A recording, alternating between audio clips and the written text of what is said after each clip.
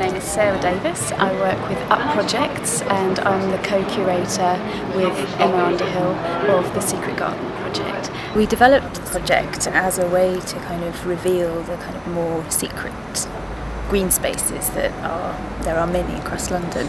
We wanted to include a real breadth of artists and also approaches where all of the artists have had a brief to think about the environment or raise awareness of ecological themes. My name is Francis Thorburn and I am the Minister of Alternative Transport, I suppose. I've been working on this vehicle, which I'm calling the MPP, which stands for the Mobile Picnic Pavilion. It is a sustainable, transportable, edible vehicle. The concept behind it was to look at kind of social space where people can come together, share food, discuss and talk about the issues of growing your own, import, export, what that does to the environment. So obviously this vehicle is man-powered.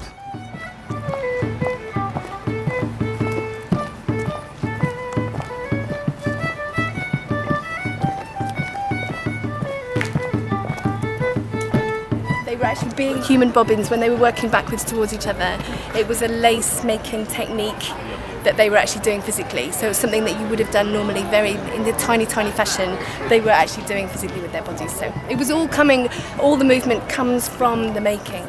I thought they did really, really well.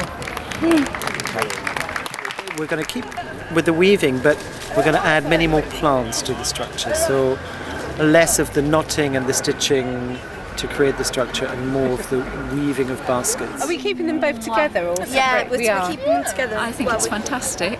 The plants look really, really good. Actually, what I'm going to do is go home and get some plants and bring them tomorrow, I think. That's kind of what I'm thinking at this moment in time. It's getting the public involved really and being maybe outdoors in a different space to a normal gallery and just getting people that wouldn't normally come across art, seeing what it's about and what other forms it can take, I suppose, yeah.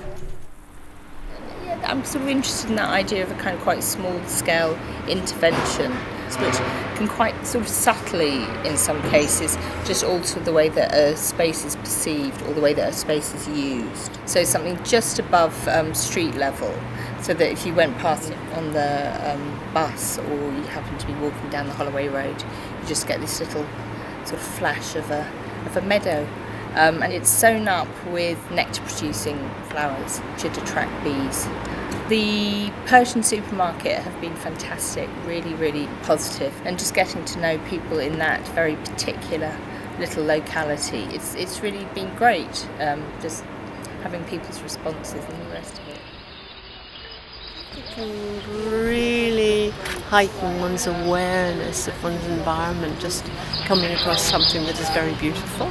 The discussion we had here, was this a beehive or was it bird's nest, or was it like the architecture from Sinai? It just reminded me of that, just so beautifully done. And it fits the tree beautifully. Absolutely lovely. I think it's thrilling. So if birds come as well, that's a bonus, because it looks nice anyway. The artwork's called Spontaneous City in the Tree of Heaven, which is the name of the tree. It's a Chinese specimen. We have reflected the local architecture, so there are a number of, hundreds in fact, of nesting boxes for birds. I think it's really nice. It's kind of a really nice sort of response to context, really.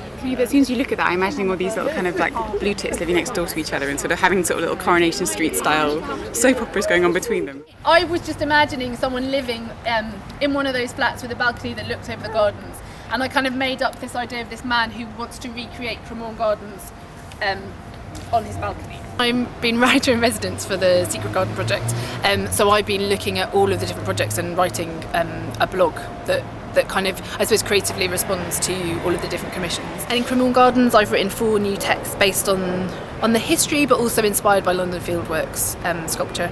It works really well in this park. It's really beautiful and quite intriguing, and I think that's quite important, that it's something intriguing and a bit different. I'm doing 2 story walks today, which kind of incorporates those texts and then also answers to 4 questions.